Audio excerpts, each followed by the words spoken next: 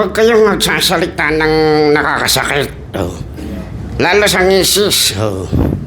Natatandaan nila yan. Oh. 10 years na, hindi ka nila yan nakakalimutan.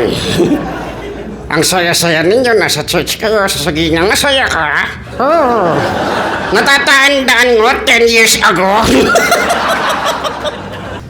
Tatandaan ko, nag-missions pa kami sa Polillo Islands. Tapos dito, sa Pampanga, mga Aitas dito.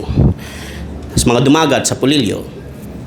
Tapos, until such time, na-recognize ako ng community nung na-meet nila ako. Sabi nila, bakit ang galing mo, saan ka natuto? Kasi wala mang internet nun eh. Saan ka natuto? Sabi ko, sa church po. Tapos yung style ko, unconventional daw. Tapos sabi ko, kasi ano po eh, nagpapapit ako, walang mic eh. Nakaupo lang sa damo yung mga bata eh. Yung medical missions, diba? So, yung mga bata akin. Tapos, naging career na siya. Sumali ako sa Pilipinas Got Talent 2010, nag-top 6 ako. Noong 2024, sinend sa akin ng isang senior ventriloquist namin na Palangka awardee, si Oni Carcamo. Sabi niya, Ruther, tinan mo itong pangalan mo. Nasa website ng Cultural Center of the Philippines.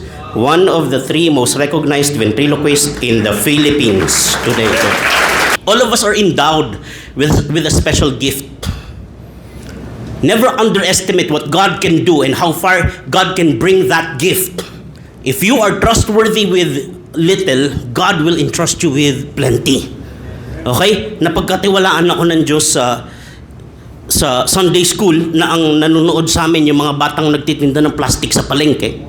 So pinagkatiwalaan niya ako sa missions na. Tapos napagkatiwalaan niya ako mag-perform sa mga presidente, sa LA, sa Hong Kong, sa Singapore. Maraming nangyari sa buhay ko na hindi ko alam i-explain eh. Paano ko nakarating dyan? Hindi ko alam. I'm not even qualified. When you become undeniably good, people will take notice. Sabi yan sa Proverbs eh, show me a man who is good, who is excellent in what he does, and he will be ushered into the presence of great men and of kings. Tama? Kahit gano'ng kasimple yan. Kahit nagpapalit ka ng gripo, kung ikaw ang pinakamagaling magpalit ng gripo sa buong Pilipinas, ang mahal ng gripo mo. Tama?